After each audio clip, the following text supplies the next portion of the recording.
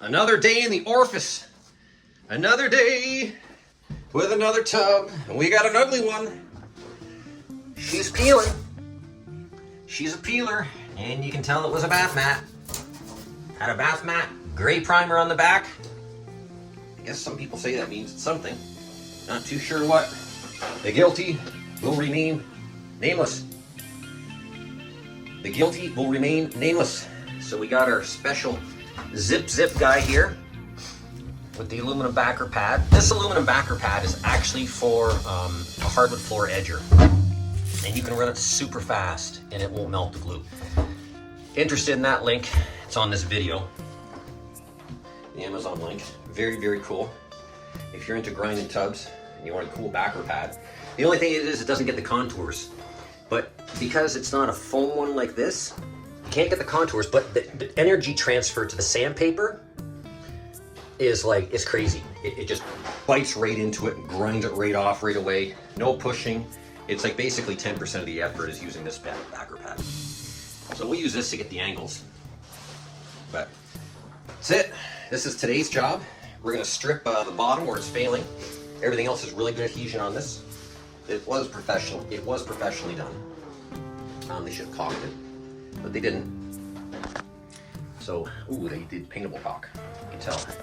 So if anybody out there says, "Oh, I'll just use a paintable caulk. I'll put the caulk in first, and I'll paint it." The problem is the caulk doesn't dry fast enough to be able to coat on top of it. So you'd actually have to caulk it, wait 2 days, and then coat on top of it.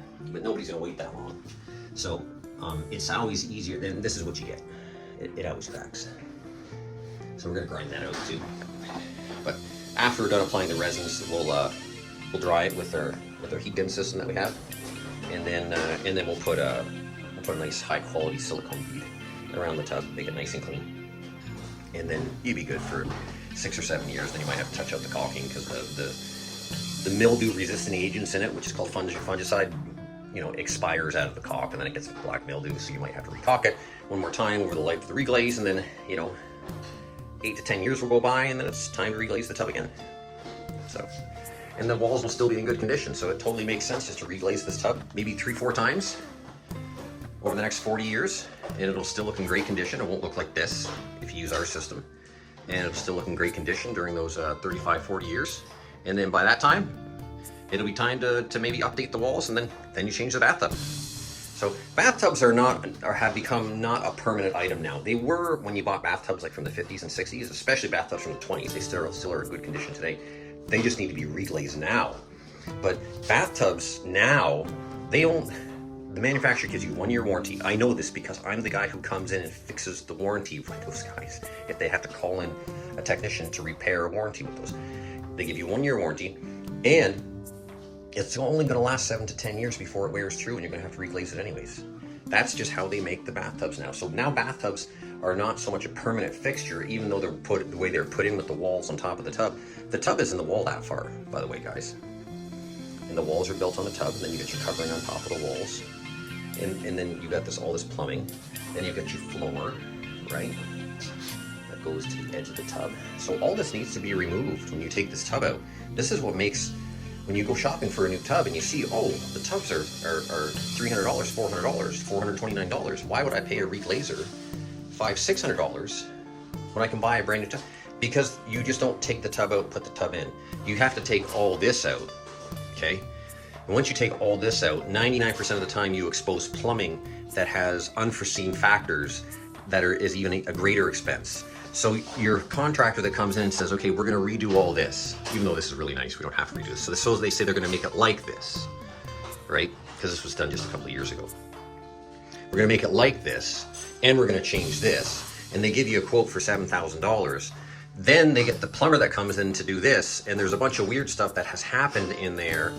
If you would have left it alone, it wouldn't have done anything, but now since you're replacing new parts in there, that has to be corrected, and now that costs you another $1,800, $2,000 on top of everything. So now your $6,000, $7,000 turns into almost $10,000 when you could have just reglazed the tub. You see where this is coming from? Sometimes it makes sense to replace, but 95% of the time, and if your walls are in good condition and your plumbing's in good condition, or your plumbing's working, there's nothing saying that you need to start ripping everything out, reglaze the tub. Long explanation. I'm definitely gonna have to speed this up. But let's get going on this. Okay, we're gonna take a quick little break. Got the bathroom all cleaned up. A lot of people ask me, like, if you're using tools like this, doesn't it make dust? Oh yeah, it makes dust. Of course it does. That's why I got this big X12 here. You put it on top of a box, elevate to the tub, and it all goes in here. Like, basically, all I had to do is just blow the walls with the fan running, blow the walls real quick, blow down here a little bit. Now that brings me to the grinding point. A lot of people ask me, like, how do you strip these things so fast? And are you using chemical? When they're like, this was professionally done. When they're professionally done and they're just failing on the bottom because somebody had a bath mat left in it for 2 years, I don't need to strip the whole tub. Even though there's chips that I've had to feather, and that's still time consuming in that, why not just strip the whole thing? Well, if this is stuck really good to the tub, all I need to do is sand it. I don't need to get out my chemical and strip it. And the chemical is messy and it takes time, and you know, you wear fresh air and you try to be protective as you can, but it's, you know, you try not to subject yourself to chemicals when you don't have to, right? It's always, if you have a choice to sand for 40 minutes or use stripper for 15 minutes and then sand for 15 minutes, I'm gonna choose sanding because it's only gonna be 10 minutes longer. And then I don't have to subject myself to dealing with the cleanup of the mess. And then the stripper costs more money too than using, 15 pieces of sandpaper. So I'll invest 10 minutes of my time versus, and then you have to sand the tub anyways to get the rest of the residue off. So when you're in a circumstance like that, you're not really further ahead. So this is basically out there for all my brothers and sisters out there that are refinishers and people that own these refinishing businesses, and also for my customers that are interested in hiring me, how I do my work. So we try to educate refinishers, we educate our customers, why we're better than most, and then we try to involve some entertainment, some jokes here and there, and then we try to blow you away with our end product because it's super, super good. So on this one, I'll just go over how I did the bottom. So I stripped the bottom with 40 grit on this aluminum backer plate. And the reason why I use this aluminum backer plate is because it's completely flat, it doesn't flex, and it allows transfer of energy to the sandpaper the most. Far more than this. See how this gives a little bit? It doesn't transfer the energy into the sandpaper as much as this. So this actually is 10 times faster, and 10% the energy is using a backer pad like this. And I don't use a dual action sander or a geared DA. I use pure rotation. Okay, that's what I've gotten used to. It's 10 times faster. You got to practice at it a little bit, but once you get the hang of it, you're never going to go back. So I mount this on here, and it just screws on. Same thread as this. Now I've got a link to this on this video or to my page, and you can find it on one of my pages. There's also, if you don't like Makita, there's also DeWalt. We've got a really good one. And then I've got another good one that's a cheap one if you just want to try it out because you don't want to invest like $300-400 in it, because they're expensive. And these will last, if you use this every day, it's going to last you 5-6 years. If you use the other one every day, you're going to get 6-7 months out of it. So, and then it's going to die on you in the middle of the job. And you're going to go, oh shit. So I use this to strip the bottom part of it, like you see here, but it won't go up into the contours here. Like, it doesn't flex. So I use this to strip the bottom of it, and it didn't take very long. Then I take that off and I use this and I strip higher. You don't want to have your line here in the contour of the tub. You want to have it above the contour of the tub. And I'm going to explain that in a few different reasons why. One is you peel up to here with this. Okay, I'm going to explain how I do it, how I choose it, how I do it, and then I'm going to explain why I choose it. So you peel up as high as you can with this, because this will flex, okay? So you peel up. Well, I like to run a line. I call it burning the donut. And then you go like this back and forth until you got all the rest of this stuff that you can only get up this high with this. Then I switch to this, where I've got an interface pad on it. And you see how nice and squishy this is. Then I sand up on here like this, and I feather it up. Now, this entire ordeal here only takes maybe 20 to 30 minutes to get the tub to this point. So once I'm feathering up to here like this, then I buzz all the rest of it, and I'm buzzing and I'm sanding my chips out. This is connected to this. I'm not doing it by hand, but I'm just going to show you guys like this, right? So then I get all my chips out, I sand, and this goes quick. Don't put this too fast because you'll heat the coating up here, and it will actually start to bubble because you're getting too hot, right? So you want to be sanding, not using heat. And you'll be able to tell because it'll like clog your paper. It'll look weird. It's supposed to look like this. It'll look weird. It'll start to get pilly on you. You'll feel it be hot. You touch it. Oh my goodness, it's too hot. So you turn it down so that the paper is cutting. So maybe you're running it at 1200 RPM, 1400 RPM while you're sanding this. While you're stripping it, maybe you're running about 1800 RPM. Strip it real quick like that. But this guy right here is going to save you all kinds of money, all kinds of time when you've got to do a big flat area like that. And then you chew up into your line that is above the contour, and then use your interface pad on this. This just comes out. So we'll take that sandpaper off there, and then that just sticks on there like that. See that? And then you can get your contours all nice up in here. You see that? And it just buzzes all this nice. You gotta feather some stuff out. And it's easier to feather a line out when it's higher. If your line is down in here, it's hard to feather that line out. When your line is up in here, it feathers so easy. It takes 2 seconds.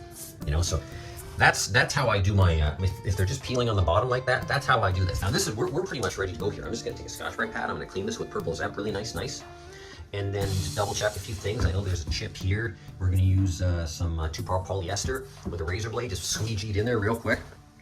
Sand real quick after, and we're pretty much ready to go. Now, with this, I like to use these in here. Just be careful because it'll take all the chrome off on here. Just be careful when you're on the chrome piece. You don't want to wreck your chrome, you know, but I was able to get in there, then I'm able to get up in here and strip like this is effortless. This is effort. I get 6 batteries. I get 2 of these small ones, 4 of the bigger ones.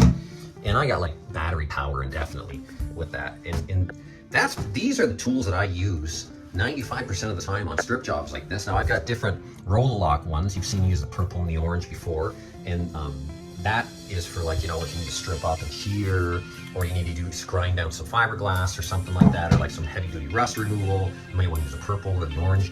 But for the most part, when you're just doing like light rust, or some type of little zip like that little tool right there, just perfect. And it's about eliminating the need to use manual labor.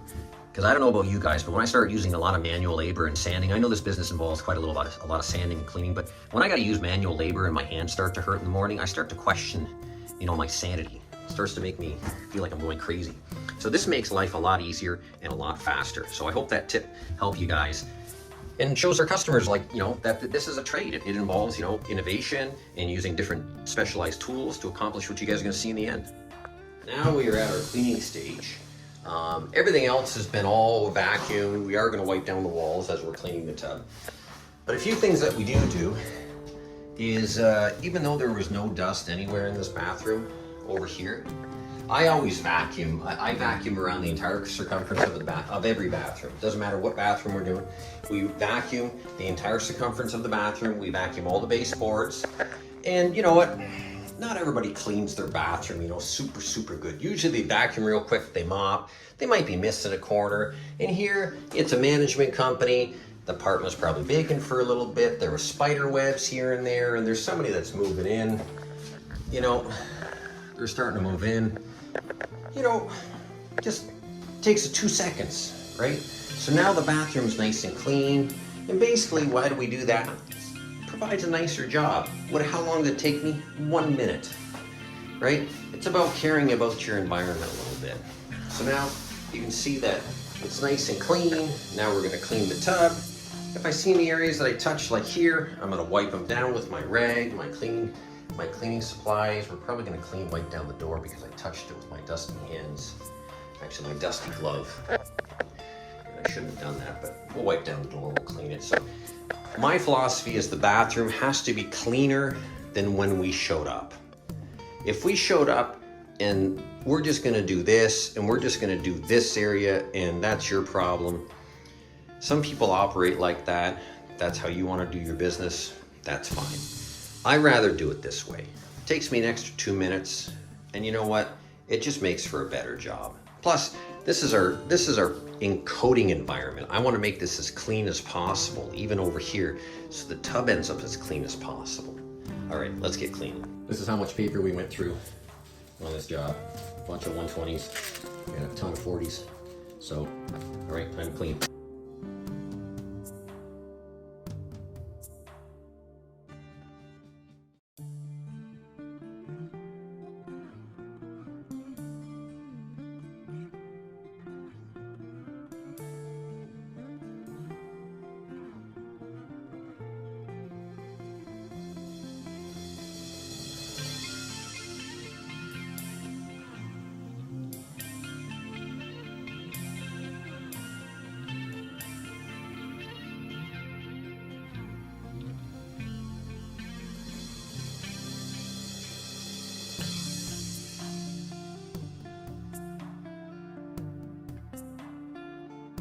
That's it. She's all brand new. You can't beat it. Look at that, and you can't beat the price. Wait a minute, we're missing something here. Let's put this thing back on. There we go, that looks better now. She's brand new. Awesome. All right, guys. See you guys on the next one. Goodbye.